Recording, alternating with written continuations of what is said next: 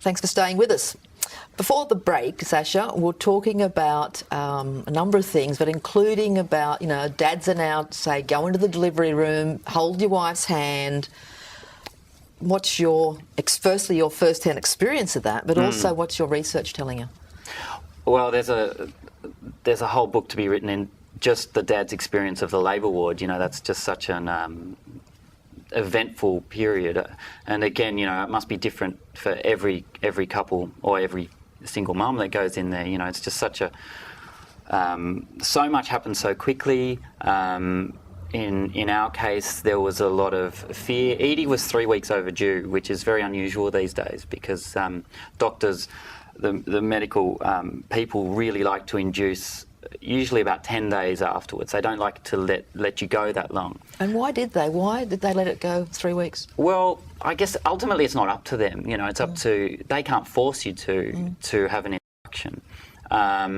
And in our case, we just felt everything was fine. We were doing all the tests. We were going to hospital every day or two, and Jo was having the belt put around her waist to measure it's a CTG test to have the baby's heartbeat measured and to test the amniotic fluid via ultrasound, and everything was fine. And Jo knew also that her mum was very overdue with all her babies, so it seems to run in the family. It's just the way that the science of childbirth has evolved. There's much more of a focus on due dates these days. It's our approach to childbirth, as far as I can tell, like to a lot of things, is a very rational, reason-based, scientific approach rather than more of an intuitive, how's the mum feeling type approach. And you can see why, because the result has been that the child mortality is just, figures of child mortality have plummeted. Not many children and not many mums die in childbirth in Australia anymore.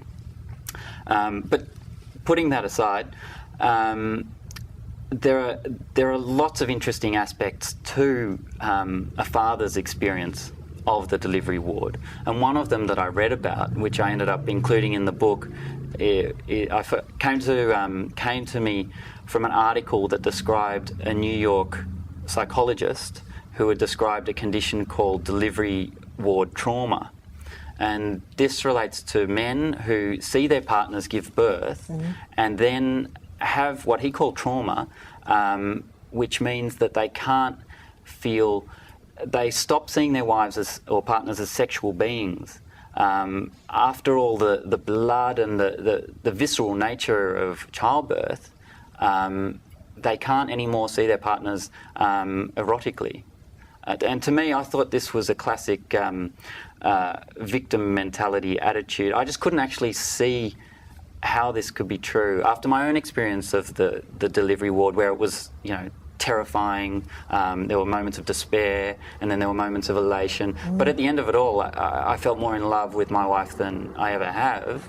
And it certainly didn't dampen my erotic feelings. It didn't make me stop seeing her as a sexual being. But looking into the whole notion of delivery ward trauma, I found that, there are people out there who claim to be affected by it. So I've got to accept that. So can you, though, it sounds like, though, you do have an understanding more of that now, how that may be the case, having had your experience of the... Yeah, absolutely. Well, something I do besides the book is I write a blog for the Sydney Morning Herald and the Age websites, and it's called Who's Your Daddy? And it was, in part, I used some of the discussions that arose on the blog, some of the comments, as the basis for a few of the chapters in the book. And the topic of sex after childbirth was one of those topics where there was just such an informed and fascinating discussion on the blog that I ended up using quite a lot of what readers posted in response to the blog. Okay. Well, let's go back then prior to birth and sex during pregnancy. That's a big one for couples also. It is, and I think it's a bit of a taboo. There aren't really many taboos in our society anymore, and it's probably a bit strong to say sex during pregnancy is a taboo, but I think it used to be. I mean, for me, one indication of that is that in, I think it was the early 70s, there was a film that had real problems at the Sydney Film Festival, and the censors came in and wanted to cut some scenes, and it was a pregnant woman having sex. They were the scenes that caused tremendous problems. So I think it's still a little bit of a taboo, I guess, if there is such a thing. And I would say that's because we're not used to seeing pregnant women as sexual beings, which ties into the fact of we're not used to seeing women as the sexual, the drivers of sex. We're more used to seeing women as sex objects. Of course, that's a whole another discussion, a pretty big one. But sex during pregnancy, just as with sex after childbirth, the research I did and the comments that I got on the blog just showed to me that there are so many different responses. Men and women during pregnancy, they can have their sex lives remain exactly as it was before. Same after childbirth. Sex can go back to being exactly what it was in a matter of a few weeks. But then for a lot of couples, sex life changes dramatically. A lot of women report that during pregnancy they feel much more aroused than ever. The nature of orgasms, for instance, really changes during pregnancy for a lot of women.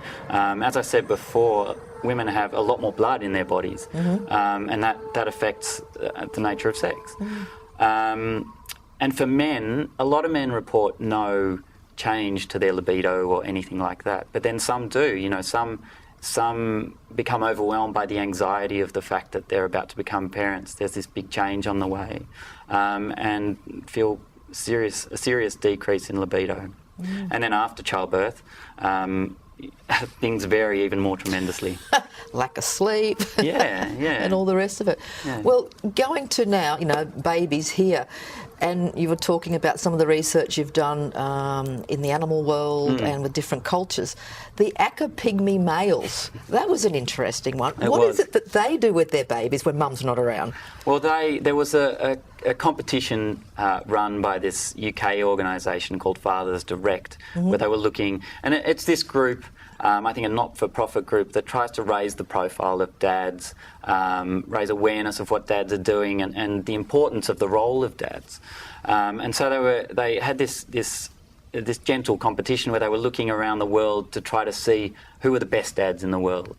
And this was a few years ago, and they came across the Aka pygmy from Western Africa, and there aren't that many of them in the world, and they put babies to their breast. They don't actually breastfeed, but they find that sometimes the mums are away. I don't know why they're away. I don't know what the labour arrangements are. Maybe, who knows? But so the men often do, if the babies are unsettled, grab them and put them on the breast to soothe them, and apparently it works. Yeah, and the babies can be there for a couple of hours, 3 hours, something like that. And everybody's happy. Apparently.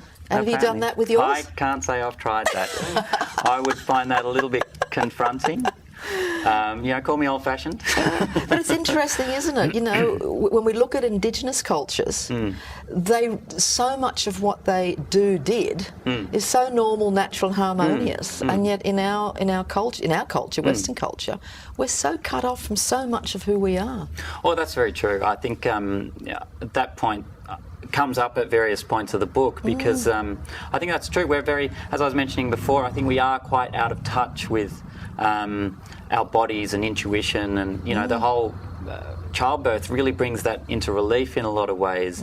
It's been very medicalised and regimented, and once you announce your pregnancy and go to the hospital and register and put your name down for the room and all the stuff that you've got to do, you're kind of on this treadmill where you've got to go for this test at these weeks and this test here, and it's true we don't listen to our bodies all that often, and maybe a lot more men would be putting babies to their breast if we did listen. If we did.